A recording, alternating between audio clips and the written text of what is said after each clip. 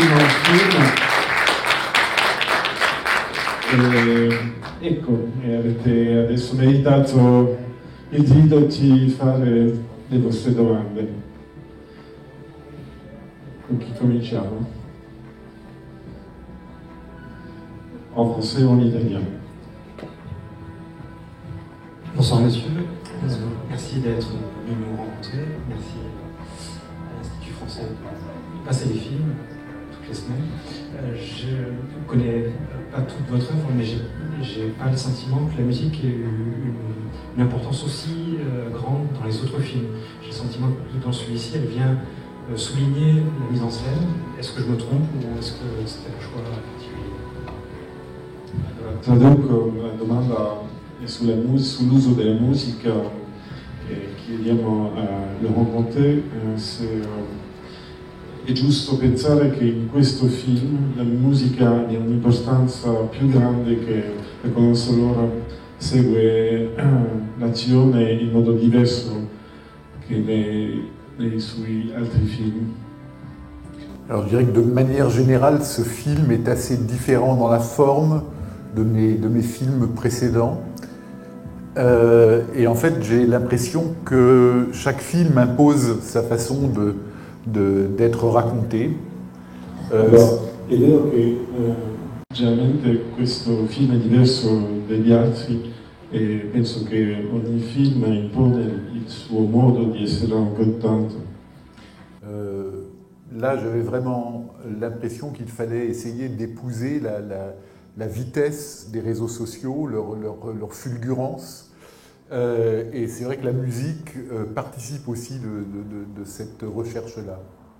Lì avevo l'impressione che il film doveva andare alla stessa velocità che quella della rete, dei reti sociali, e è vero che la musica partecipa di questa velocità. Après, il y a d'autres films où j'ai mis beaucoup de musique. Il y a par exemple L'Emploi du Temps, où là, au contraire, la musique rajoute certainement pas mal d'émotions parfois, et puis surtout accompagne une errance. Alors c'est vrai que je ne pense pas forcément à la musique dès le départ. J'ai plutôt tendance à penser à un film très brut, et puis au montage, des choses s'imposent. Des envies s'imposent sur une scène et puis je cherche et voilà. Però ci sono anche certi altri film che ho fatto come L'Emploi du Temps in cui la musica aveva un'importanza particolare, aggiungeva emozioni alla storia. Però non sono uno che pensa alla musica prima di realizzare il film, una cosa che magari viene dopo, a montaggio. Altre domande?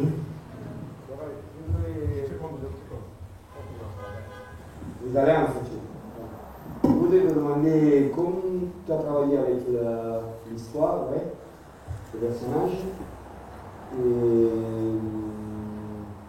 M'a rappelé beaucoup l'atelier, on travaille sur la contradiction. Il y a quelque chose. Et bon, j'ai vu que aussi les messages sont remontés à la fin. Comment? Les messages sont remontés, les messages de Rambo sont réécrits. Oui. Oui, oui. Et oui, la relation que tu as trouvée et l'idée, pourquoi tu as choisi de raconter cette histoire, comment tu as travaillé tout ça. Alors, en fait, en faisant l'atelier, j'avais envie déjà de voir la place que les réseaux sociaux occupent dans nos vies, et en particulier dans la vie des jeunes gens.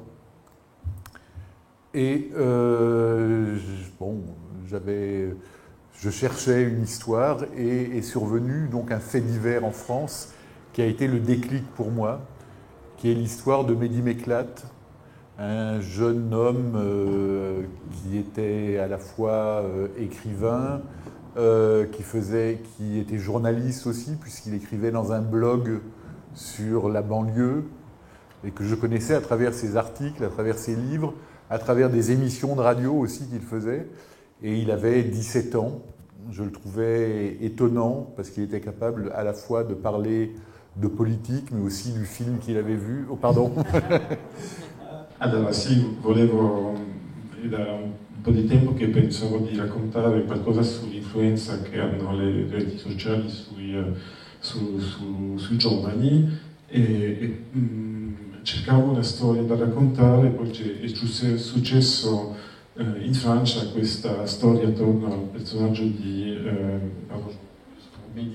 Ménie Éclat, che era allo stesso tempo un autore, un giornalista che seguivo e di cui apprezzavo il lavoro. Mais il avait surtout 17 ans et il était assez brillant pour pouvoir aborder aussi bien la politique que le film qu'il avait vu la veille ou le livre qu'il avait lu. Aveva soprattutto 17 anni, però era capace di commentare sia sulla politica, sia sul film o il libro che aveva letto o visto il giorno prima. Et c'est vrai que je me sentais souvent en phase avec lui. E mi sentivo molto spesso in fase con lui. Et puis un matin, en ouvrant les journaux, j'ai découvert le scandale qui avait éclaté pendant la nuit, les tweets qui étaient ressortis des mémoires infinies d'Internet et qui l'ont détruit en quelques heures. E poi un giorno mi sono svegliato e ho scoperto i messaggi che aveva scritto prima e che erano stati scoperti con la velocità incredibile della rete e che l'hanno distrutto in qualche ora. Et c'est vrai que moi j'ai eu un vertige face à ça. Je n'arrivais pas à recoller les morceaux, à me dire c'est la même personne qui est capable d'autant de finesse par moment et d'une telle violence et qui est capable d'écrire des choses aussi irrecevables que ça. E per me è stata un'impressione veramente di vertigo, nel senso non riuscivo a mettere insieme i due aspetti di questa persona.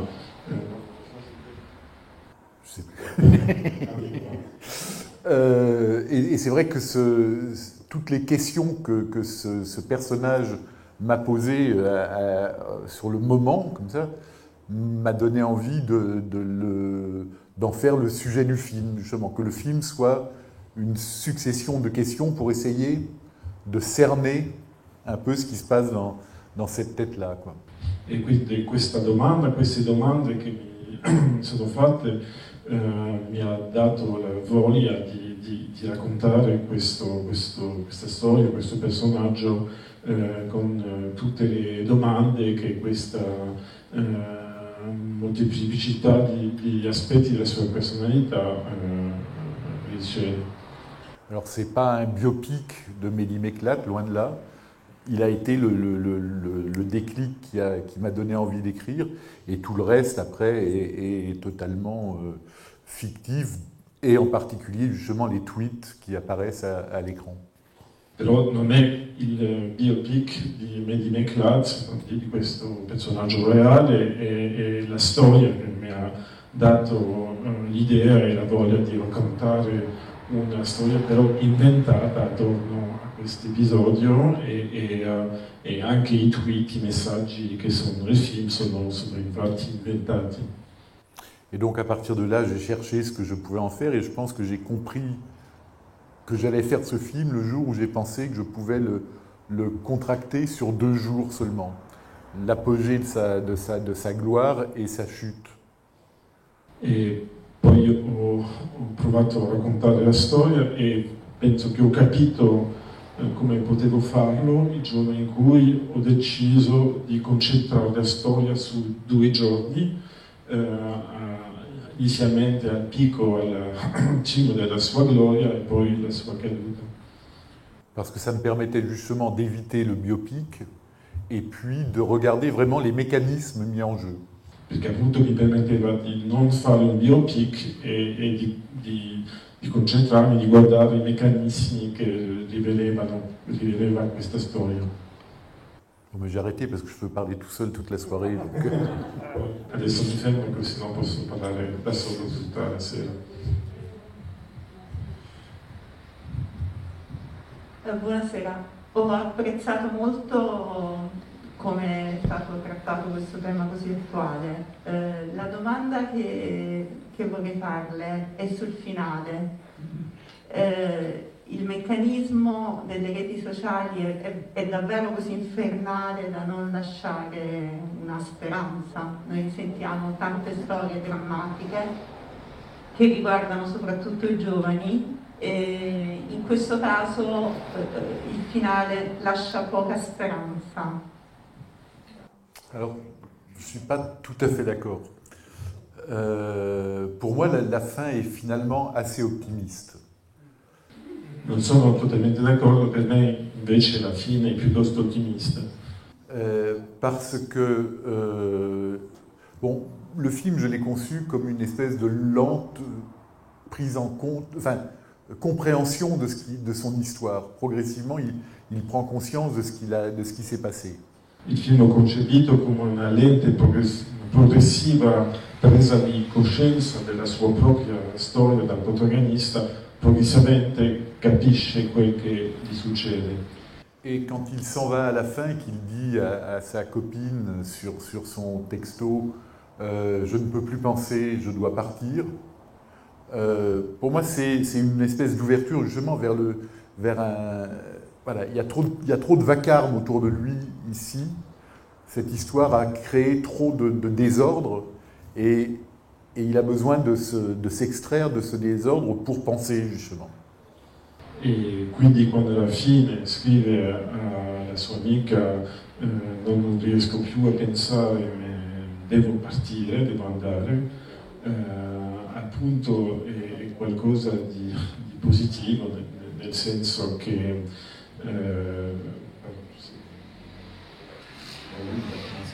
sì, appunto deve uscire del caos, del rumore che si è creato attorno di lui per riuscire a pensare di nuovo. Et en ça, je pense qu'il obéit à cette écrivaine qu'il va voir le soir, le dernier soir avant de partir, qui lui dit mais maintenant, moi je n'ai pas à te juger, je n'ai pas à juger ton histoire, je n'ai rien à en dire, maintenant à toi de travailler.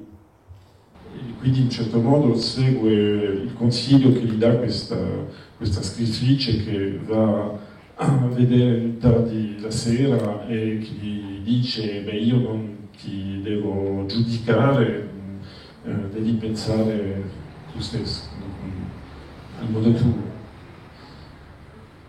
Et appunto io farei una domanda, je ferai une question sur ce personnage qui est un peu énigmatique, donc on ne sait pas bien son statut dans le film, on peut se demander si c'est une psychanalyste, si c'est un mentor, pour moi, ou presque une apparition. Pour moi, c'est justement ce flou permet de se poser ce type de questions. Elle a quelque chose de très fantomatique, c'est vrai. Elle est bienveillante. Pour moi, c'est une seconde mère, en fait. C'est son mentor en littérature. C'est quelqu'un qui l'a soutenu. Alors, c'est vrai que... pardon. Sì, chiedevo chi è questo personaggio un po' enigmatico che vediamo alla fine del film e Laurent risponde che appunto ha voluto che ci sia un po' di mistero, che sia allo stesso tempo un mentor, un fantomatico e un'altra mamma. Et c'est vrai que au montage, on a enlevé quelque chose qui clarifiait son statut, c'est-à-dire qu'elle offrait son dernier livre à Karim. Et il l'a dans les mains après, oui.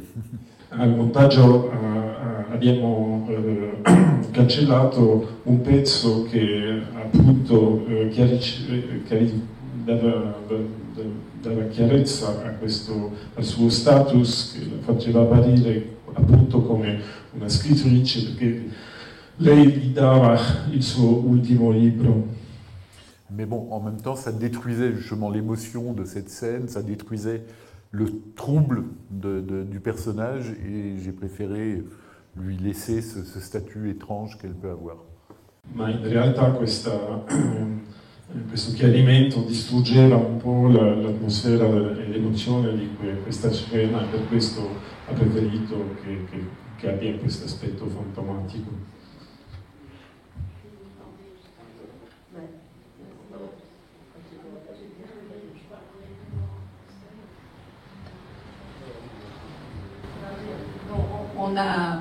Le personnage joue très très bien et on comprend exactement, il ne se rendait même pas compte.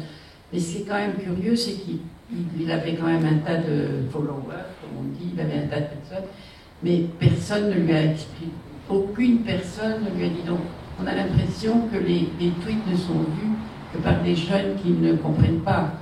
Et donc il y a quand même quelque chose. Est-ce que vraiment dans la vie réelle, les adultes, entre guillemets, les vieilles dames comme moi, ne lisent pas les tweets, Oui. Alors, est-ce que vous traduisez la question? La domanda è su come mai nel film è possibile che tutti questi messaggi che hanno così tanti followers giovani non siano mai stati visti dagli adulti.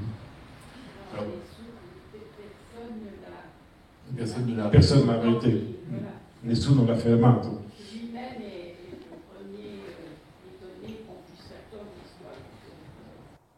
Oui, alors, en fait, le film parle aussi de cette responsabilité collective qu'il y a à lire ce genre de choses et à en rire souvent et à les prendre un peu à la légère. Ce qui s'est passé dans la vie réelle, où plein de journalistes en particulier ont retweeté les tweets de Mehdi Meklat ou étaient abonnés à son compte et le savaient parfaitement. Quindi il film parla anche di questa nostra responsabilità collettiva che fa che questi tweet li ritweetiamo, e infatti nella storia vera di Mehdi Meklat c'erano giornalisti che nel passato avevano retweetato i suoi messaggi. Après, c'est vrai que j'ai fait beaucoup de débats avec des lycéens, des jeunes gens, et j'ai discuté avec eux de ça, justement. Comment est-ce qu'ils recevaient ce type de messages? Et ils me disaient, c'est évident que là, on n'est pas dans du sérieux. On est dans du 3e degré, on le sait, on l'apprécie ou on ne l'apprécie pas, mais on le décode. Poi Laurent ha spesso discusso questo fatto con degli studenti scuole superiori e adolescenti, e loro rispondono sempre che questo tipo di messaggio sanno bene che non devono essere presi al primo grado, che non sono seri, che hanno la possibilità di decodare queste provocazioni.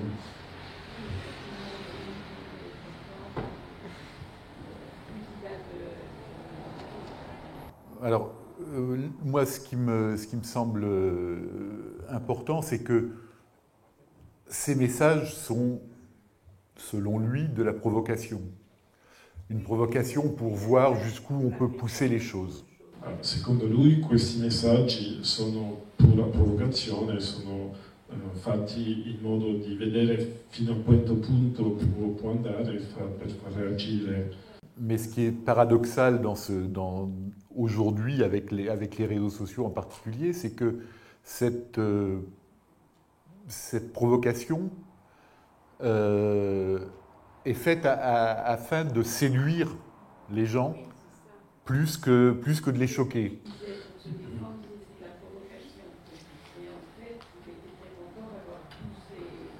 Oui, ce que je veux dire, c'est que... No, dice che per adesso lo conté delle reti sociali che non sono fatti per provocare, ma per sedurre alla fine. Moi, quand j'avais l'âge même un peu plus jeune que Karim, les punks étaient en train d'apparaître, quoi. Et c'est vrai qu'à l'époque, quand les punks crachaient sur le monde, ils ne le faisaient pas pour plaire, ils ne le faisaient pas pour avoir des likes ou des followers. Ils le faisaient parce que ce monde les dégoûtait. E quando aveva l'età del personaggio era la nascita del movimento punk e i punk quando spuntavano sul mondo non era per essere seducenti e avere dei likes, era appunto perché odiavano questo mondo. Et je pense que la forme de pensée que les réseaux sociaux ont créée est quelque chose d'assez... Enfin, tout est basé sur la popularité. Il faut être populaire, il faut être reconnu. Pour exister, il faut avoir des followers. La novità del modo di pensare creato dalle reti sociali è che sono basate sulla popolarità, sulla volontà di avere questi likes e questo apprezzamento. Antonella. Innanzitutto volevo ringraziare Laurent per questo film e come sempre la tua sceneggiatura, la capacità di scrittura nella vita. Di scrivere con la vita, con un pezzo di una vita. I want to thank you for the usual and ability to write about life, with life itself. Volevo ringraziare Laurent per averci regalato ancora una volta una sceneggiatura che scrive con la vita, nella vita, that you write with life, in life.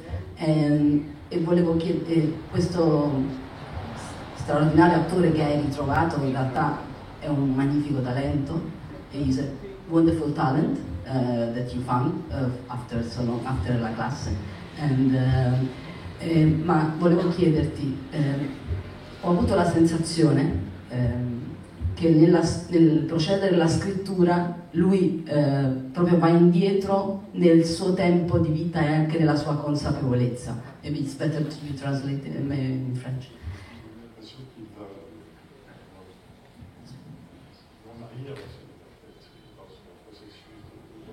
I luoghi in cui dalla notte del picco fino alla sua partenza è come andare indietro nel tempo della sua vita, una presa di coscienza. E questo è veramente straordinario nel modo in cui è scritto. Moi, j'ai pensé le film un peu comme un film de procès, où il va passer devant différents jurys, et chaque jury va le questionner toujours sur la même chose. Pourquoi tu as écrit ça? Mais à un niveau différent. Et plus on avance dans le film, plus on va dans l'intimité du personnage. E quindi anche la sua partenza. E il film in un certo modo è concepito come un film di processo, nel senso che va davanti a diversi giuria che lo giudicano con punti di vista diversi. Et c'est vrai que cette discussion avec le petit frère à la fin, pour moi, c'est une façon aussi de retrouver la colère que lui avait quand il avait l'âge du petit frère. Le petit frère, pardon. E la discussione che alla fine con il suo fratellino è un modo per lui di ritrovare l'ira che aveva quando aveva l'età del suo piccolo fratello. Et son petit frère le met face au changement qu'il y a eu dans sa vie. Moi, ce personnage, il m'intéresse parce que justement, il est un transfuge de classe. Il a changé de milieu, il a changé de mode de vie. Il n'est plus tout à fait dans la cité et on essaye de l'y renvoyer alors qu'il ne se sent plus tout à fait en phase avec cette vie-là, quoi. Il suo fratello lo forza a affrontare il suo proprio cambiamento, perché è quello che mi interessa del personaggio è che ha cambiato di classe sociale e è un transfuga in certo modo.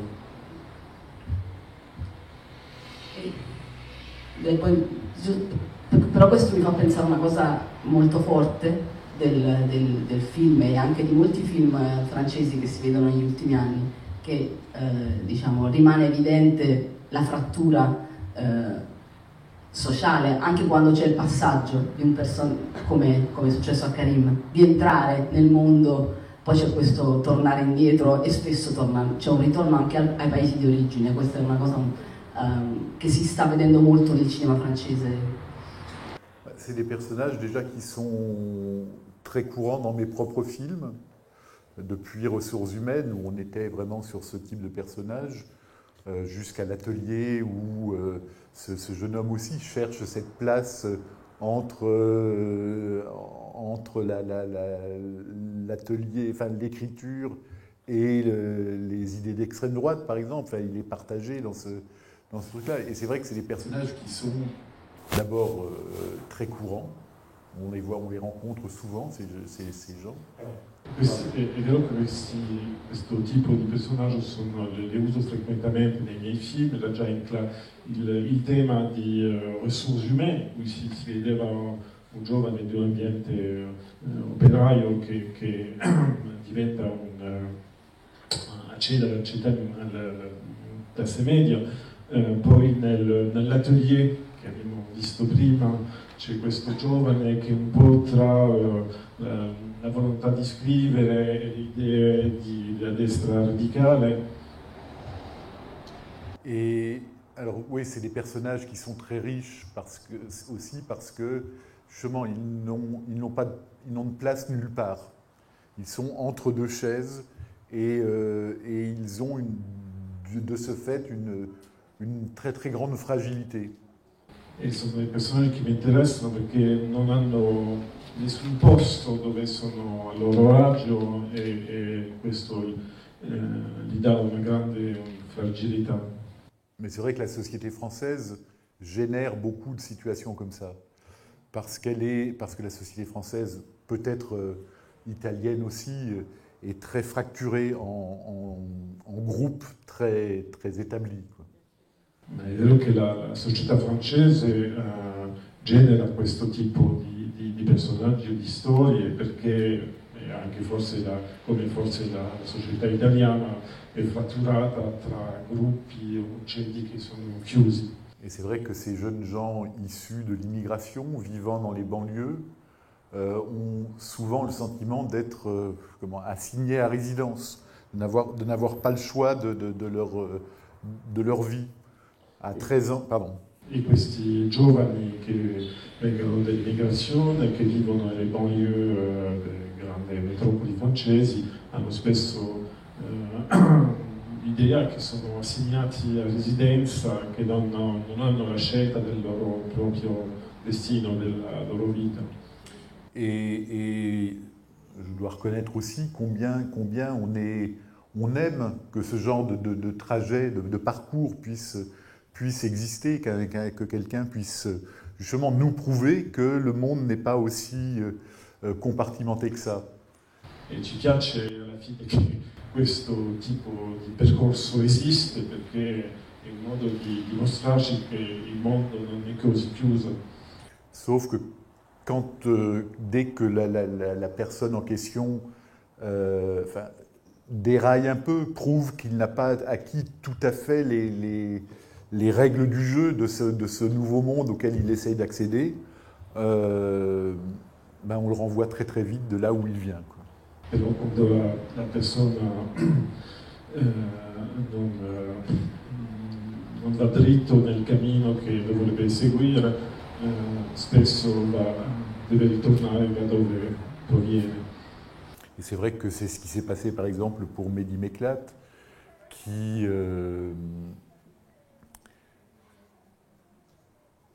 oui, toute la gauche intellectuelle française l'avait accueilli avec énormément de bienveillance parce que justement, ça faisait plaisir de voir ce jeune homme intelligent, capable de s'engager comme il le faisait.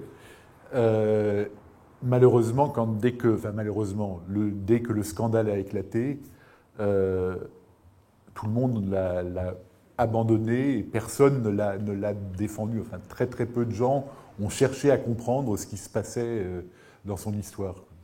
E quello appunto che è successo a Mehdi Meklat, che era stato accolto con entusiasmo dalla sinistra intellettuale francese, perché faceva piacere vedere un giovane di questo ambiente così talentuoso, e poi quando lo scandalo è successo è stato abbandonato da tutti.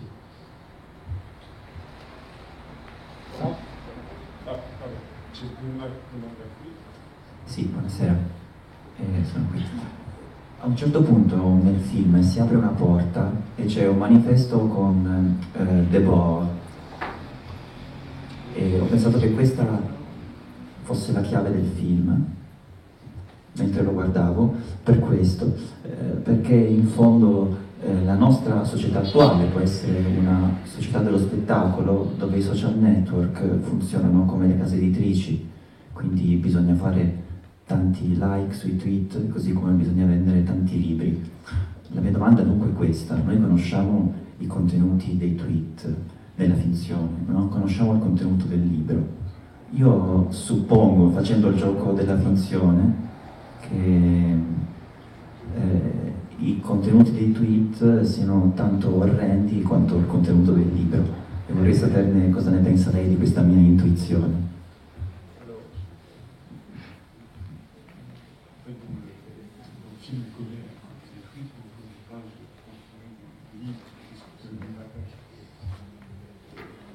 On devine, il y a une phrase au début, le petit extrait qui est lu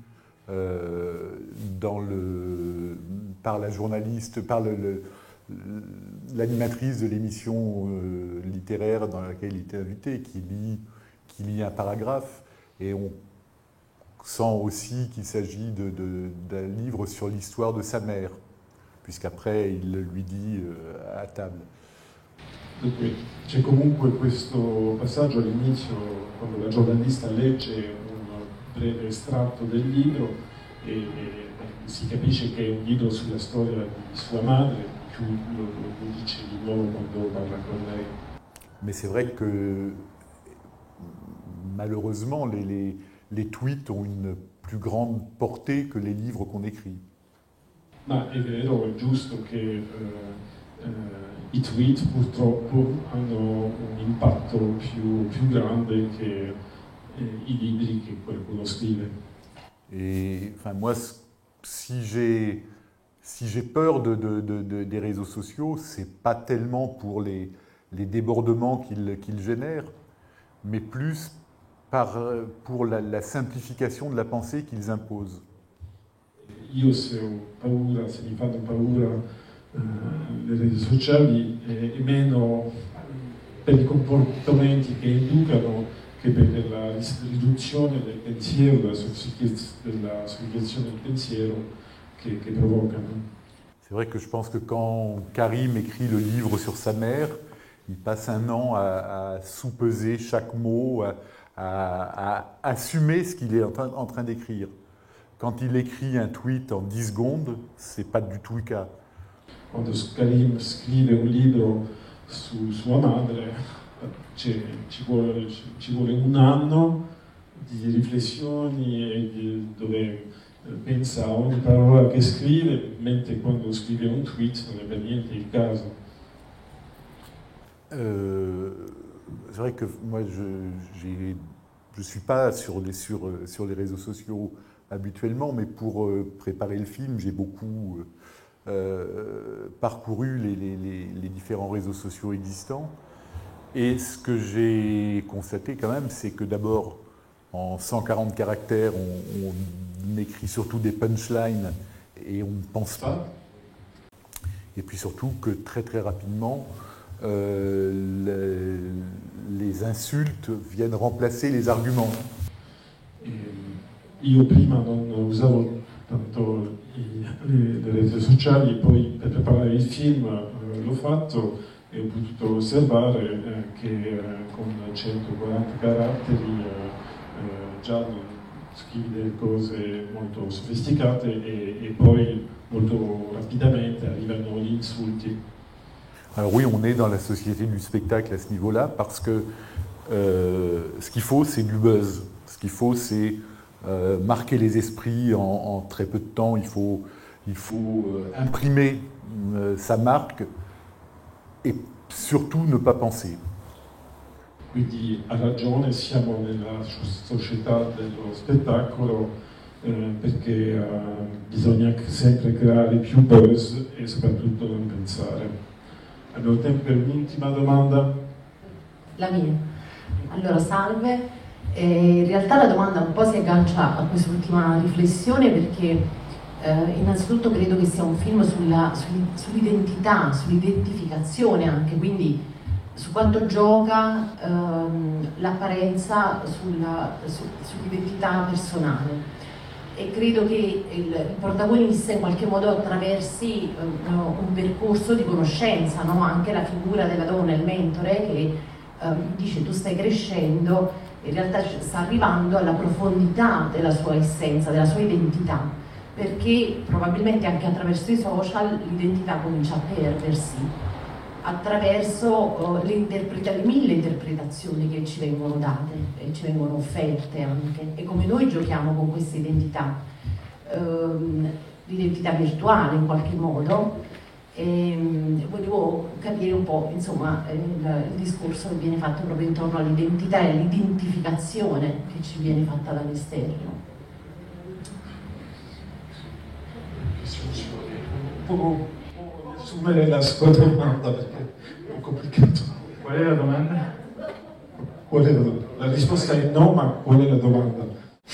Allora, la domanda vorrei capire con lui qual è il discorso che fa fare al protagonista proprio attraverso la lettura dell'identità e dell'identificazione. Un personaggio,